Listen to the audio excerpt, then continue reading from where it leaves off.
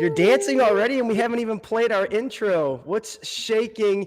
Welcome, everybody, to The Appeal. I am Chris Maliszewski, owner and founder of Hail Hail Auctions, and beside me is my great friend, Miss Sia Yasutorat with Brilliant Beam Media. What's the face for already, ma'am? Your audio's distorting. I don't know what happened. You sounded great earlier backstage.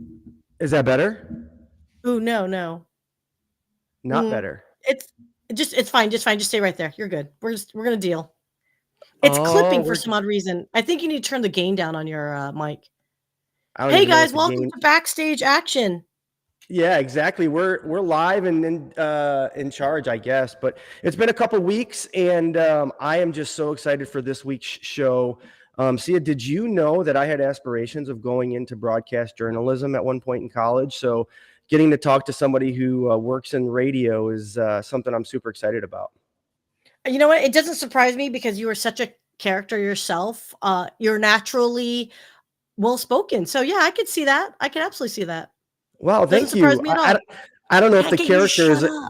I don't know if the character is a good or a bad thing, but I'll take it as a compliment. And yeah, my good friend Reno Dudley's getting ready to join us, and I got great stories about who he is and what he does. But before we get started, let's kick that awesome intro you created, and we'll get to Reno. Let's do this, my friend.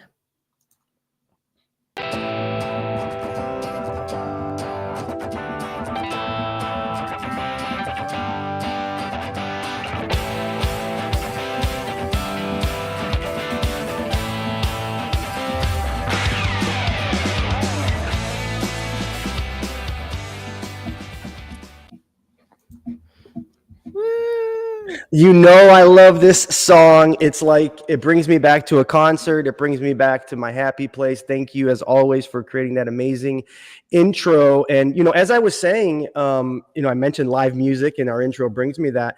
That's actually how I met Reno earlier this year in May, believe it or not.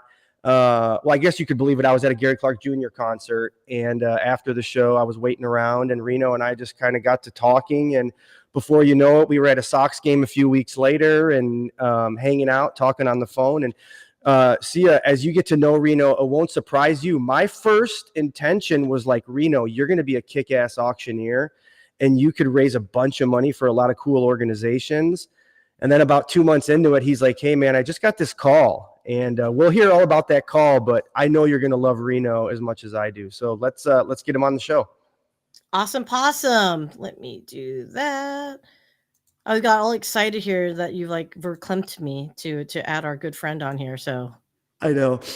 Hold on.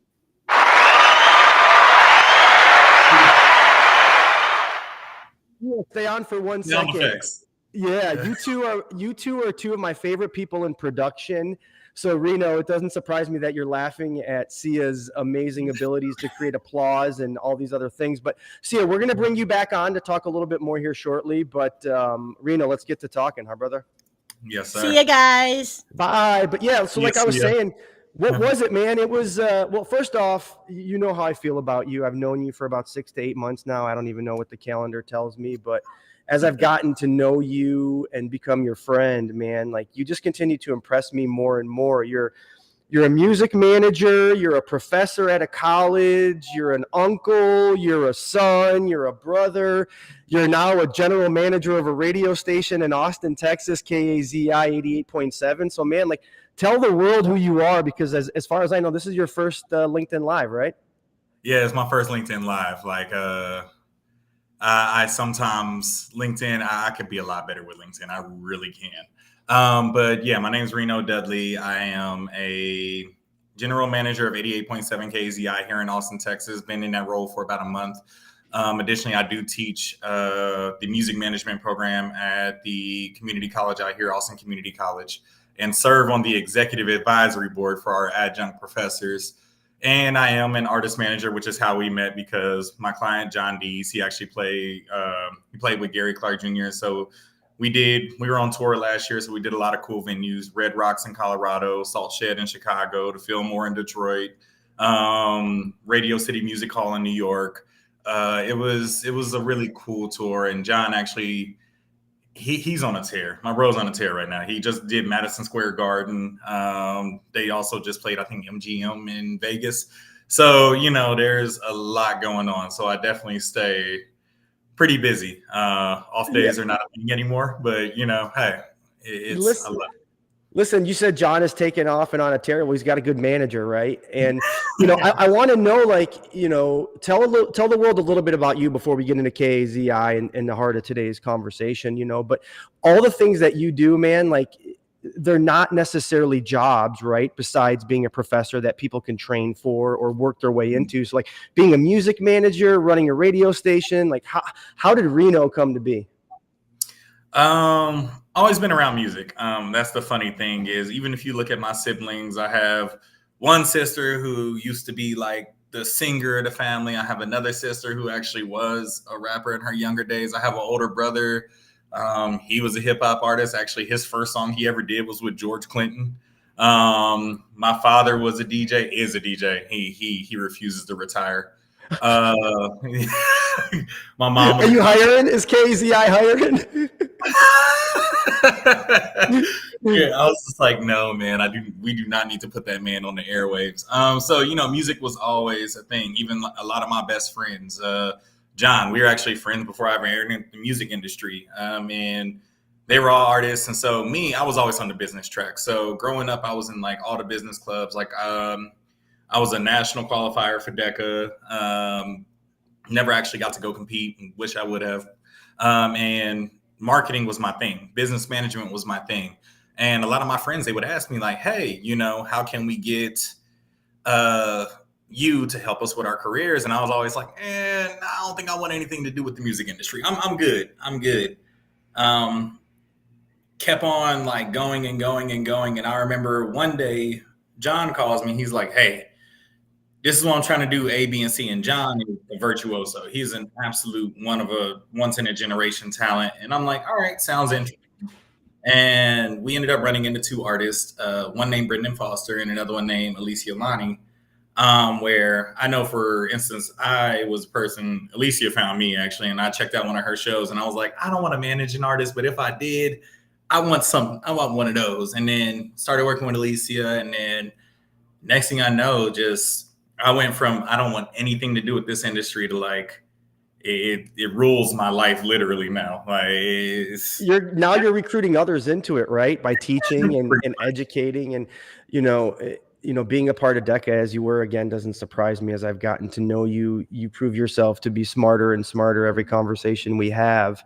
And being a professor, and instilling the love of the industry as you are now to others is just another indication of who you are. But, managing John, as you said, in May when we met at the Salt Shed, you got to talking and, it was almost as if we could have just kept talking all night and exchanged information. And as we got to know each other, I was like, Reno, you could be a kick-ass fundraiser, auctioneer. You have all the skill sets.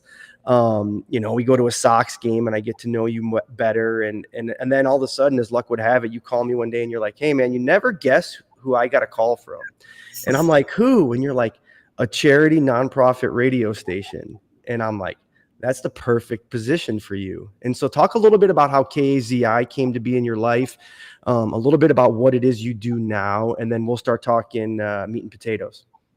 Yeah, so it actually was because of the college professorship. So they invited me up to talk about the program that we have and how we have in our department. It's amazing. So we have myself, we have a lady named Heather Wagner Reed, who was actually on Beyonce's PR team.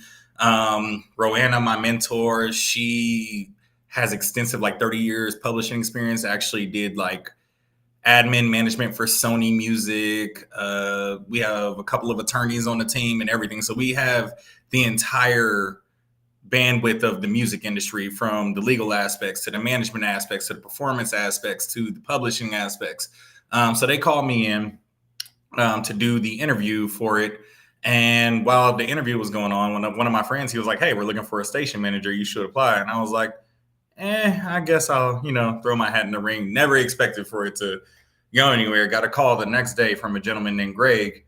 And he's like, let's talk about this. And I was actually in Chicago when I got the call. Yeah, we had just done the Salt Shed and I was hanging out because I have a sister in Chicago, and so my niece was graduating from middle school, so I stayed in Chicago a few extra days.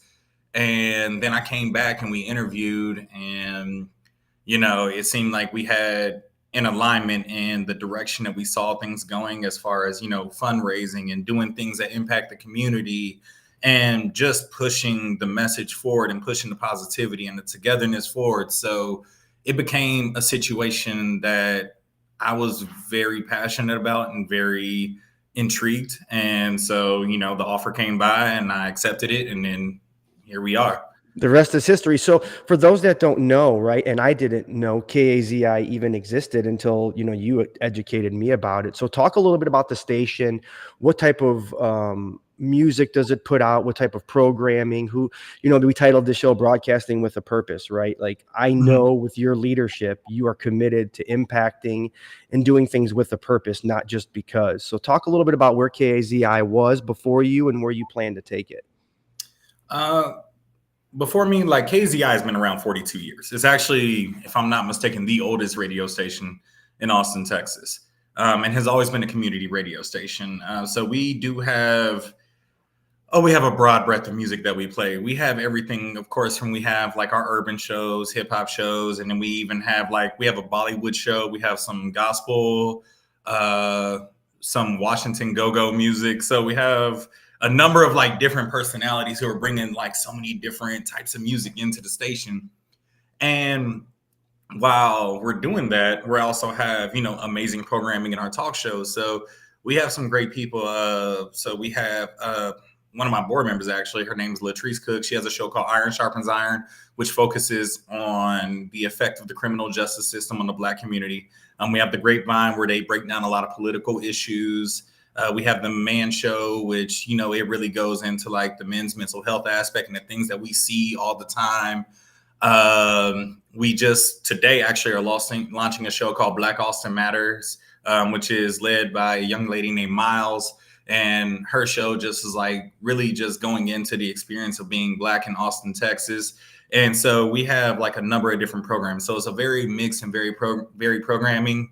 We're just looking to elevate things and take things to the next level and really just get into the community and really make the impacts in order to, drive everything forward. It's really about the impact for all.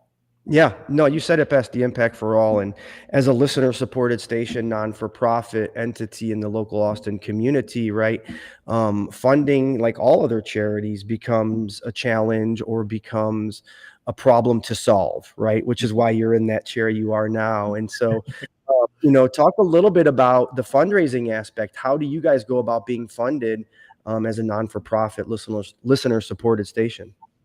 There's a couple of different ways. We, of course, have the listeners, and some just drop by and they donate, which is amazing. We also have some underwriting. So anybody who has a business and they want to advertise their business, so they'll buy ad space, which that's another funding source. We, of course, have the grants through the city, which our programming impacts that because, of course, it's impact focused. And then aside from that, we have just, our board where they come in and they also help us out. We also have a community advisory board now who go out and they try to, create different events for us. We have a gala that they're planning right now, and even a couple of concerts coming up, and really getting into community and figuring out different things. We have merch coming out. We're launching a podcast network coming sometime soon. So it's really just about standing up all these things and becoming more modern in order to drive that funding and, drive that impact so that we can give back to the community. Yeah, that's what it's all about, right? And you guys have a unique platform to be able to do that, broadcasting and radio. And then certainly in the Austin, Texas community, being, what do they call it? Like the heart of live music or something along those lines. Live music capital of the world, as they call it. That's right. Yeah, exactly. And with Austin City Limits, I think is going on, this month. So, talk about your involvement in some of the things that with your experience as a music manager and an educator that you aspire to do differently for KAZI.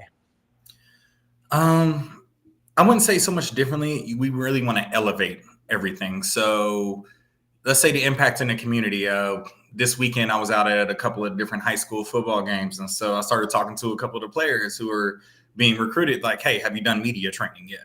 Because as you're looking to go into that next level, you're going to have cameras in your face and microphones in your face. So that allows me to dive back into my artist management side, having dealt with different medias from the billboards to the New York Times and things like that. And like really show them like, you know, smile when you're on camera, you know, make sure to always give praise to the other thing, like different things that really just impact the way that people see them. And then, of course, you know, concerts and bringing in different artists. We don't have the strongest, I say, from the media side. A lot of times we're pretty much the only urban station in Austin, Texas. We have like a lot of top 40. So sometimes people want to see those new up and coming R&B artists. They want to see the new upcoming hip hop artists, country artists, and different things like that. So we're looking to bring those in, have the interviews come through, do some meet and greets with them so people can meet them. And even our own artists that we have in Austin, you know, it's big about trying to break our artists and like actually push out artists from Austin and see the artists that we've seen develop, that we've helped break, the music that we've seen since the start, and push it out to a national level. It's really all about elevation and growth and really driving the impact. And right now I just got off the phone with one of our comptrollers and pitching ideas like, hey, what if we did like a Black Austin Business Week where we did panels and like pushed everybody and did remotes and everything like that? And she's like, do you just like wake up and in the shower just think of ideas? And I'm like, yes, that's exactly what happens actually. Like, so there's a number of different things, and really the whole thing is about, you know, quality control, elevation, taking everything to the next level, bringing in younger people so that, you know, the millennials, Gen Zs get to start getting experience at an earlier time in different ways so that we can push them out. Because KAZI actually has an amazing alumni list. Gary, one of his first radio plays ever was here. The classic song, Wanna Be a Baller, Shot Caller. We actually were the first radio station to play that song. We actually broke that song. There's a platinum plaque or something around here. How fun is that? Yeah, good times. One of the biggest news personalities we have down here, a young lady named Quita Culpepper. She's a KZI alumni. So we actually have a strong, extensive alumni list. So we want to add to that legacy. We want to push that legacy forward. It's not about getting people in, they stay here forever. It's like getting people in here, even if 4 years starting, you go off somewhere else. We'd love to see you grow and expand and go to that national, international level. Yeah, it's like that coaching tree, right? Like, yes. KAZI could only be so big, right? Yeah. And so as you develop talent and as people mature and their interests change, you want to prepare them, right, to move on to whatever it is that they want to do. And I want to just harken back real quick, you know, something you said that, again, doesn't surprise me. Do you just get out of the shower thinking of ideas? Absolutely you do. Just like I do, right? Which is why we hit it off so quickly. Yeah. And, you know, within like, I think it was a week, I'm like just blowing your phone up. Hey man, have you thought about this? Have you thought about that? Have you thought about this?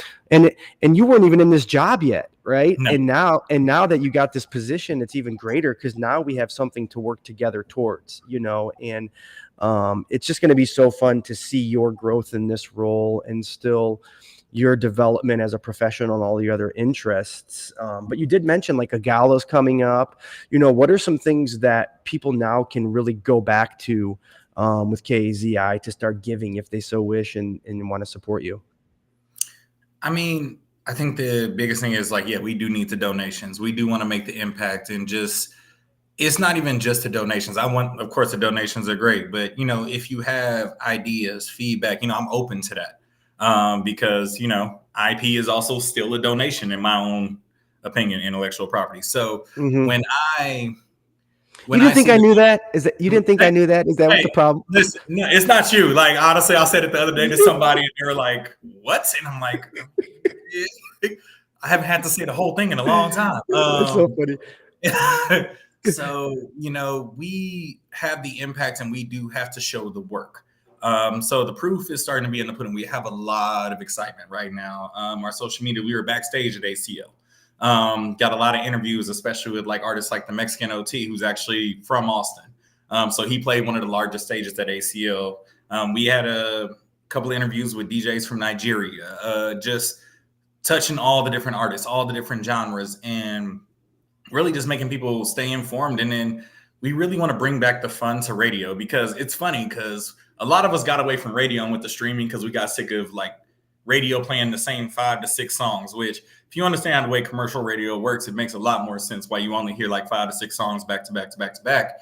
But then we went over to streaming, and then we started just playing the same 5-6 songs back to back to back to back. Mm-hmm. And like when I was growing up, there was such an excitement around, you listen to the radio, you hear the new singles, probably semi-dating myself, but you know, you're waiting for that song to come on that you just heard so you hit record and like and get the tape. So, you know, we want to get that excitement back where, you know, the DJs were really, you know, mixing and blending and breaking new music. And I think that was really a lot of what hurt it, is like when the conglomerates came in, we kind of started getting stuff shoved down our throat, as opposed to like just naturally things would come in from a local level that would go to a national level, and everybody was different breaking things. So it's kind of bringing that back, that feel, that excitement where you're tuning in and it's like, you know what, but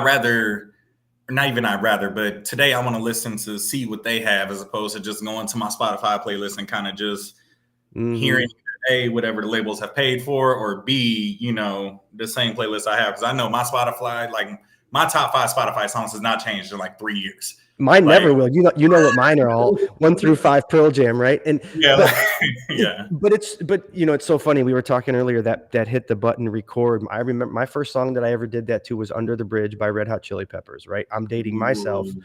And then we got into burning CDs, right? And all these different mediums of which music has really gone and evolved into. And then with Sirius XM and things like that, I'm sure really hurt the local broadcasting stations, and particularly listener funded. You know, but there are so many things that I'm just so excited to see you grow into, and so many things that you're bringing new to the table already, obviously following you on social media. You're promoting all of the various internships that you guys have. What a great way for somebody who wants to break into the industry. I don't know if you saw earlier, I was joking with Sia saying, you know, I have a journalism minor, and I aspired to get into some sort of writing. You know, coaching just fell into my lap for 10 years and then whatever. But I thought I was going to be like a sports broadcaster or a sports writer, right? And I wouldn't need a station like KAZI to break into the industry. So talk a little bit about the types of roles you're looking to fill. How can youngsters join in the fun, if you will, and get your mentorship? Because that in itself is going to be priceless.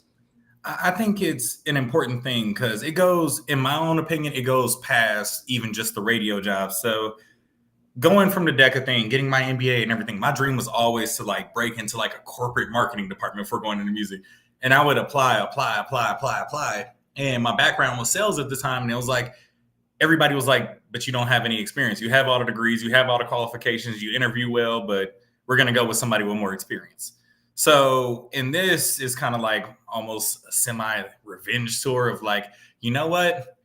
I'm going to give y'all the experience. And like, even I'm telling them, like, for everything that we do for the interns that we currently have, I'm like, hey, did you add this to your LinkedIn? Did you add this to your resume? Like, these are things that actually make sense to add in so that you can go get the roles that you want to get. So we have marketing, we have admin that we have, what else? Events. I actually have somebody coming in with events today. And just going into like the whole diaspora of background production, podcasting, editing, production, executive producing, being a personality in front of the camera. So there's almost every single corporate role. We even have an IT internship open right now. We're bringing in an IT intern who's going to be doing like some of our hardware and software and things.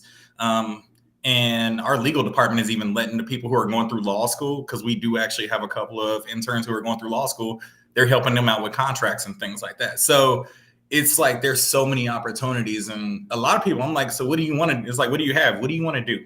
And I will find you something, or I will create something to get you there. And at the same time, grow this station. We can figure it out together. We don't have to just stay in these boxes of roles. We can figure out a role that's going to help you and help us. So that's mutually beneficial for everybody. Dude, you said it best, right? That's exactly what broadcasting for impact is all about, is finding a role for everybody, for lifting up the community, for elevating the production, for amplifying the brand. I mean, these are all the things you've really just talked about. And as far as I'm concerned, man, like, you're the perfect guy for the job. And so, you know, talking a little bit about production, I wanted to bring Sia back on and hear you two talk a little bit about, you know, things that you're seeing in maybe your industries and ways you can help youngsters, or way you can elevate KAZI. because as a partner of yours and just your friend, man, like, I'm committed and dedicated to making sure you succeed from Chicago as best I can. So, Sia, why don't you come up for the last few minutes? And I'd love to get your thoughts, because we're talking your lingo, right? Broadcasting, production, podcasting, all the things that Brilliant Beam are experts at, if you will. And, we've seen some great people in the comments. Reno, I know you got to meet Raquel through some of my work and how awesome. Yeah. Yeah, there's some just, Brilliant Beam, production, right? Brilliant Beam Media, and Sia being my partner at Hail. She's the one who runs. You think I'm smart enough to do this stuff? Absolutely not. I'm smart enough to partner with her. That's about as good as it gets. So, Sia, what have been your thoughts so far? This is new. You're muted, I think. You're a smart aleck is what you are, young man. Oh, wait. She's my big sister. Wait. You're a smart aleck is what you are, young man.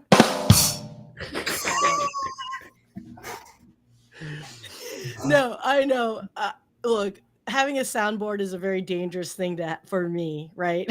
So I have way too much. I would just do like a DJ air horn all day. Like it'd just be. Yeah. I used to have an app on my phone with it, and I used to abuse it. Yeah, like so funny. Funny.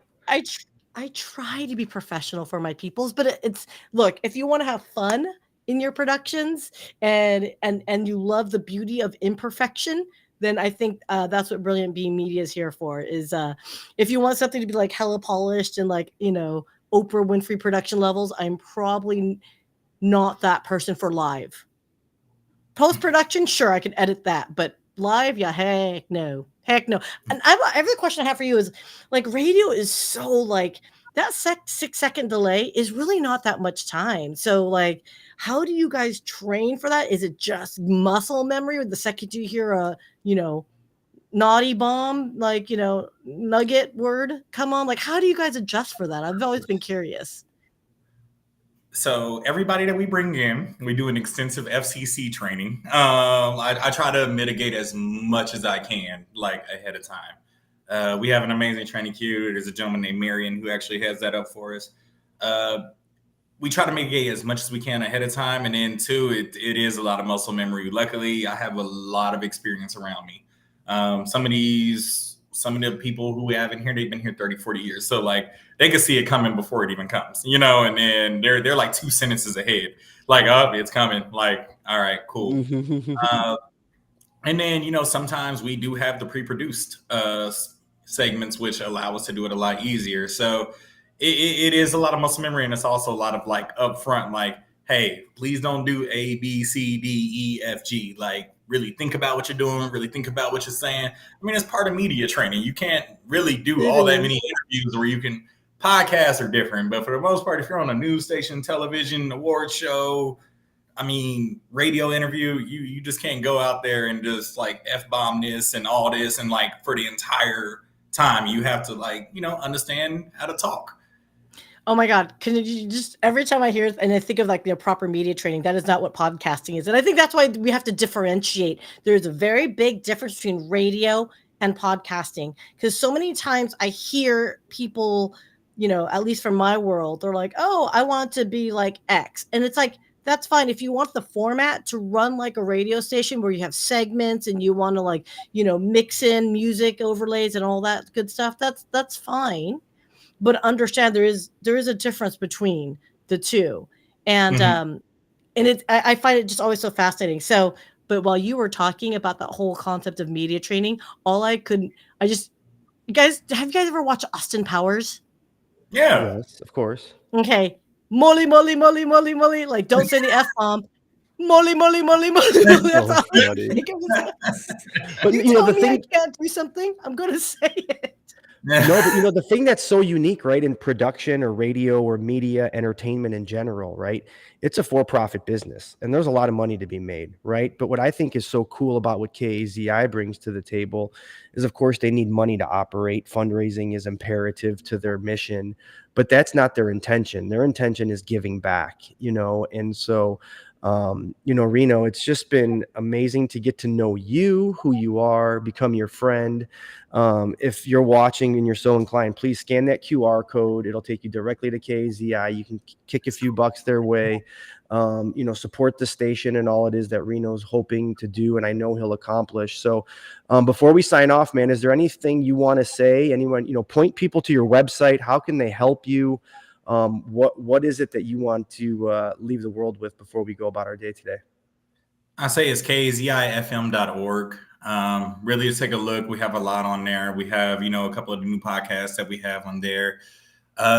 Really take a look. We take feedback on our programming. You can actually listen online from wherever you are from our website. So even there, you don't have to necessarily be here in Austin, Texas.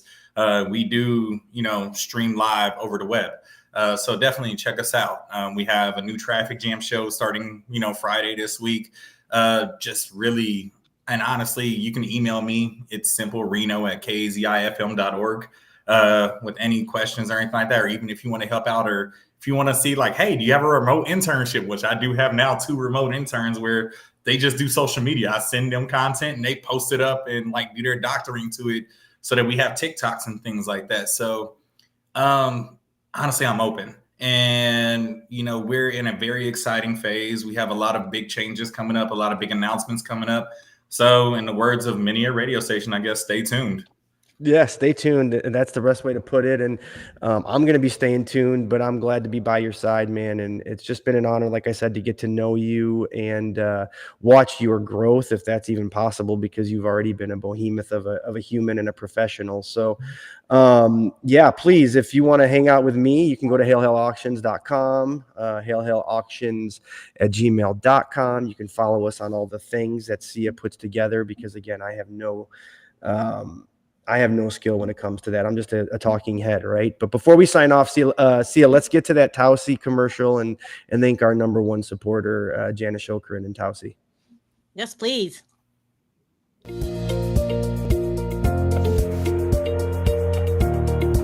Falling asleep with your head in the wrong position is a pain in the neck. You deserve Tausi Comfort for head, neck, and back support. Go to tausibrands.com and get your comfort on. Janice keeps saying she's going to mail me a new one after my stepmom stole it, and I still have yet to get it. So, Reno, when you get yours, you'll have to tell me what you think. All right, my man? Yes. All right. So we well, definitely should. Oh, calling that girl out. Oh, I'm kidding. I love her. She's amazing. Anyways, this has just been an awesome conversation, Reno. I've been waiting to get you on. We knew the world brought us together for some odd reason, and this might be it, man. So let's keep chugging along, and let's get to that outro and move about our day. So hail, everybody. Have a great rest of your day. Hail, everyone.